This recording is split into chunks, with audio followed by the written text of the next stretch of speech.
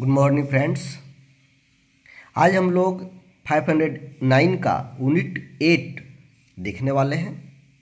दोस्तों, यदि आप डीएलएड, सीटेट या फिर पीडीपीटी की तैयारी कर रहे होंगे तो आपको इस चैनल पर भरपूर तैयारी करवाया जाएगा।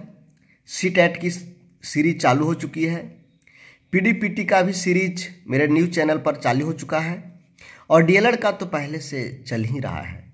दोस्तों, आप सभी जान ही रहे हैं कि अगले वर्ष जो आपका 501 से लेकर 507 तक का एग्ज़ाम हुआ, पिछले एग्ज़ाम में मेरा नोट्स ने धमाल मचाया था।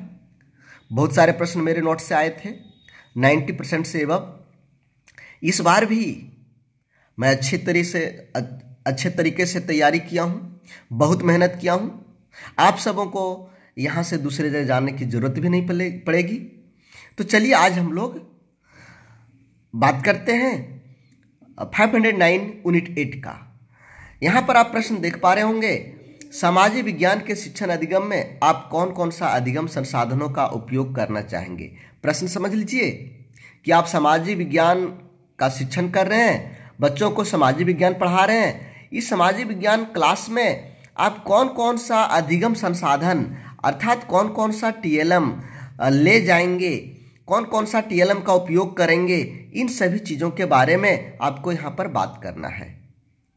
सबसे पहले देखिए, यहाँ पर मैं 10 तरह का टीएलएम यानी शिक्षण अधिगम सामग्री, शिक्षण अधिगम संसाधन की मैं बात किया हूँ।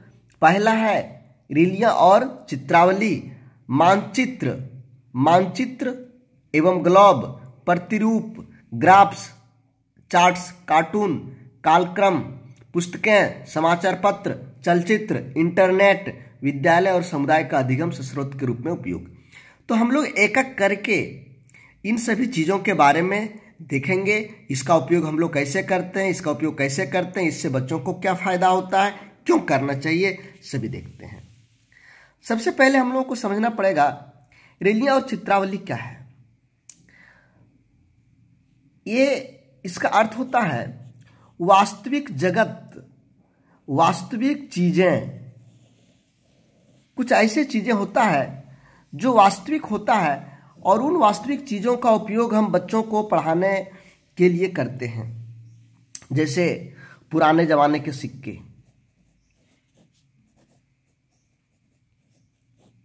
औजार, वस्त्र, यानी पुराने समय के जो भी कुछ चीज़ें हैं मेरे पास, उन सब चीज़ों का उपयोग जब हम कक्षा में करते हैं तो ये मेरा ये कहलाता है।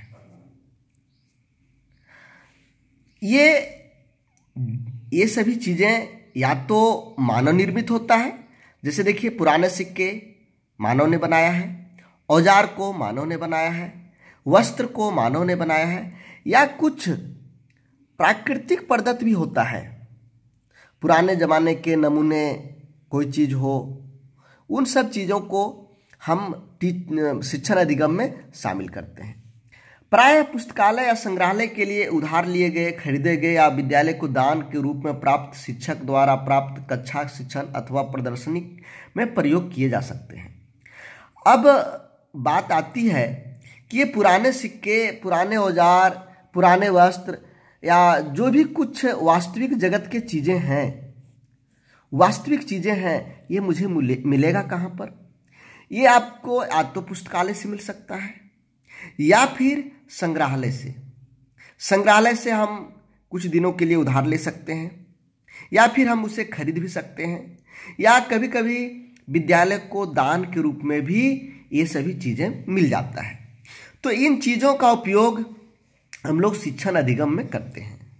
पूरा लेख, पुराने समय के जो लिखित सामग्री है, पांडुलिपि है, ये पुराने जमाने के स्मृति चिन्ह, बिल्ले, प्रतीक चिन्ह, पद चिन्ह, आभूषण, चमड़े का सामान, सूची शिल्प उपहार से या व्यक्तिगत रूप से प्राप्त हो सकता है। अधिकांश सरकारी या संस्थागत अभिलेखागार कानूनी दस्तावेज भी अधिगम संसाधन हैं। जो पुराने ज़माने के अभिलेखागार हैं, कानूनी दस्तावेज हैं, या वर्तमान के भी जो अभिलेखागार हैं, इन सभी चीज़ों का उपयोग हम बच्चों के शिक्षण अधिगम में करते हैं। दूसरा है चित्रावली। चित्रावली शैक्षिक या मनोरंजन के उद्देश्य से प्रयोग किए जाने वाले ऐतिहासिक घटनाओं को पारंपरिक रूप से दर्शाने वाले दृश्य, प्राकृतिक दृश्य या नगर चित्र के अंशतः त्रिविमीय, पूर्णाकार प्रतिरूप या मानक प्रतिरूप से लिया जाता है। यहाँ पर एकदम क्लियर लिखा हुआ चित्रावली अर्थात चित्र। जब हम बच्चों को ये आपका सामाजिक विज्ञान पढ़ाने जाते हैं तो वहाँ पर चित्रावली बहुत ही महत्वपूर्ण चीज़ होता है, यानी चित्र बहुत ही महत्वपूर्ण है। बच्चे चित्र को देखकर ज़्यादा अट्रैक्टिव होते हैं, ध्यान उनका चित्र की ओर ज़्यादा होता है, जिससे एक अच्छा वातावरण का निर्माण होता है। बच्चे चित्र को देखकर अधिक सीखते हैं और अधिक दिनों तक उन्हें याद भी रहता है। ये चित्र के द्वारा प्राप्त ज्ञान अस्थायी होता है। अब ये चित्र कहाँ से आप प्राप्त कर सकते हैं? आपका जो पुस्तकालय है, संग्रहालय है, यहाँ से चित्र मिल सकता है। इसमें से कौन कौन सा चित्र? ऐतिहासिक घटनाएं, जो ऐतिहासिक, मान लीजिए कोई युद्ध हुआ है, कहीं कोई घटना हुआ है, इन सभी घटनाओं का या इसका चित्र आप बच्चों को दिखा सकते हैं। मान लीजिए जलियांवाला बाग हत्याकांड, कोई भी घटना से संबंधित कोई भी ऐतिहासिक घटना वाले चित्र, या फिर आप देखिए ताजमहल, लाल किला, इन सभी के चित्र के माध्यम से हम बच्चों को अच्छे ढंग से शिक्षा दे सकते हैं, पढ़ा सकते हैं। प्राकृतिक दृश्य वाले, प्राकृतिक दृश्य, मान लीजिए आपको पढ़ाना है कश्मीर के झीलों के बारे में, आप वहां पर बच्चों को नहीं ले जा सकते, तो वहां के झील का जो फोटो है, चित्र है, इन चित्र को दिखा करके वहां के बारे में अच्छी तरह से हम बता सकते हैं। नगर के चित्र, ये चित्र आपका त्रिविमीय भी हो सकता है, पूर्ण आकार का हो सकता है, या प्रतिरूप के रूप में या मानक प्रतिरूप के रूप में भी हो सकता है। आगे चलिए। तीसरा आता है मानचित्र एवं ग्लोब। हम सभी मानचित्र और ग्लोब से बहुत ही अच्छे तरह से परिचित हैं। मानचित्र और ग्लोब, आप यदि भूगोल पढ़ा रहे हैं तो इसके लिए बहुत ही आवश्यक है। सामाजिक विज्ञान में एक विषय के रूप में भूगोल भी आता है, यानी पृथ्वी से संबंधित, शहर से संबंधित, देश से संबंधित, राज्य से संबंधित। यहाँ पर बहुत सारी चीज़ें ऐसा दिया हुआ रहता है जो बच्चे देखकर, मानचित्र या ग्लोब को देखकर बहुत सारे चीज़ों को समझ सकते हैं। यह जो है ग्लोब जो है, पृथ्वी का एक लघु रूप होता है। ये विभिन्न आकार प्रकार के होते हैं।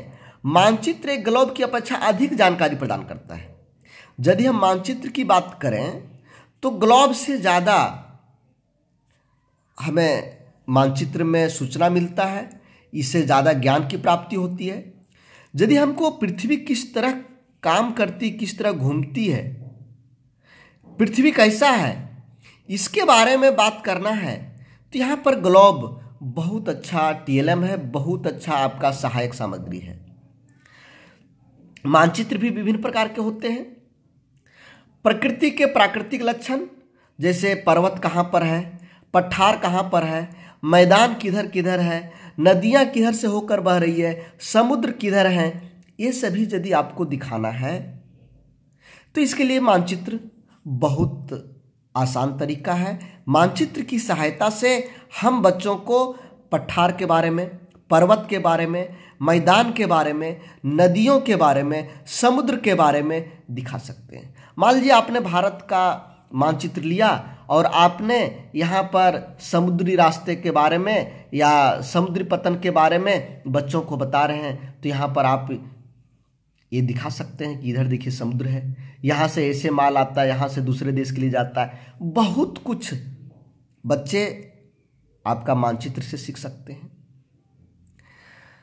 कुछ मानचित्र विशिष्ट सूचनाओं पर केंद्रित होते हैं। इनमें से कुछ जो विशिष्ट मानचित्र होते हैं उसमें विशिष्ट सूचना होता है। जैसे तापमान, भारत का तापमान के बारे में हम बात कर रहे हैं तो इस तरह से कि इधर ज़्यादा ठंड रहती है, यहाँ पर अलग तरह का कलर दे दीजिए। जिधर ज़्यादा गर्मी रहता है उधर का कलर दूसरा तरह का दीजिए, जिधर सामान्य, यानी अलग अलग तरह से। तो बच्चे देख करके कलर को देख करके कह देते कश्मीर में ठंडा रहता है, इधर इस तरह ज़्यादा गर्मी रहती है। तो ये तापमान हुआ, वर्षा हुआ, जंगल हुआ, खनिज हुआ, उद्योग, जनसंख्या, यातायात के साधन, ये सभी चीज़ें आपको मानचित्र से अच्छे ढंग से बताने के लिए, ये मानचित्र के द्वारा आप अच्छे ढंग से बता सकते हैं।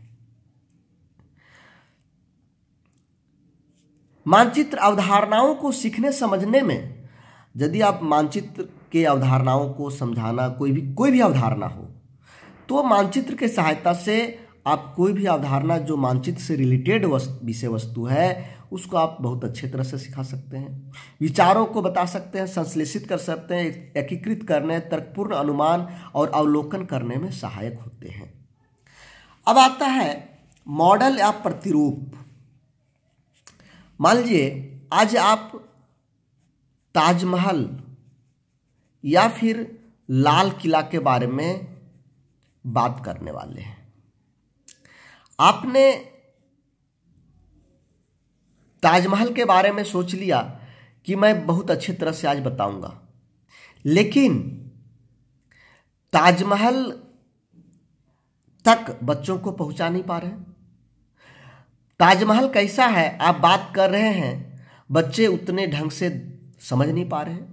इसके जगह पर आप ताजमहल जैसा बना हुआ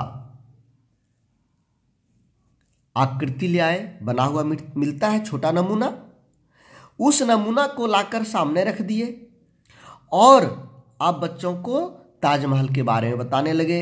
ये देखिए ये प्रवेश द्वार है, यहाँ पर इस तरह का है, ये ऊंचा गुंबद है, ये छोटा है, इधर आपका पर्यटक को रुकने के लिए जगह है, इधर बगीचे हैं, इधर जमुना नदी है।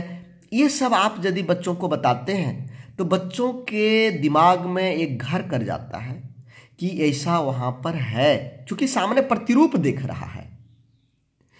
तो ये प्रतिरूप मॉडल आपका वस्तु उसके जैसा ही हो सकता है या त्रिबिंबीय दृष्टि भी हो सकता है, त्रिबिंबीय दृश्य सामग्री भी हो सकता है। वे आकार और बनावट के अतिरिक्त वस्तुओं का सभी संदर्भों में यथार्थ रूप प्रस्तुत करते हैं। बड़ी वस्तुओं को छोटे आकार कर दिया जाता है। बड़ी वस्तु को हम छोटे आकार में बच्चों को दिखाने के लिए नमूना बना देते हैं, नमूना नहीं उसका प्रतिरूप बना देते हैं, जिससे कि विद्यार्थी उसका अवलोकन और अधिक प्रतिशुद्धता से कर सके। मॉडल 3 प्रकार के हो सकते हैं, जैसे साधारण जो आपका ग्लोब है, पृथ्वी का नमूना है, जिसमें मैदान, पठार, पर्वत, डेल्टा, घाटी, ये सब के बारे में हम बच्चों को बताते हैं। खंडीय एक टुकड़ा विशिष्ट भाग का, मान लीजिए एक बहुत लंबा चौड़ा कुछ है, मान लीजिए पृथ्वी का बनावट यानी धरती की बनावट के बारे में, कहाँ करोड़, इस तरह का दिखाना चाहते हैं तो एक भाग के रूप में हम इसको दिखा सकते हैं।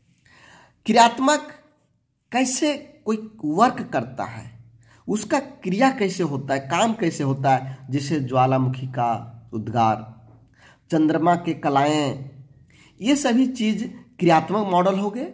जो वर्किंग मॉडल होता है यानी काम करके दिखलाता है, ये सभी चीज़ें होता है। आगे चलिए, हम लोग कक्षा में चार्ट ये सभी चीज़ों का प्रयोग करते हैं। चार्ट में बहुत सारी जानकारी रहता है जो हम लोग बच्चों से लिखवा सकते हैं या कुछ हम लोग भी लिखते हैं। आगे का जो वीडियो बनेगा इसमें ये प्रश्न रहेगा, आज ही शाम तक अपलोड होगा। ये सामाजिक विज्ञान में अधिगम स्रोत के रूप में कंप्यूटर और इंटरनेट के प्रयोग का क्या सीमाएं हैं।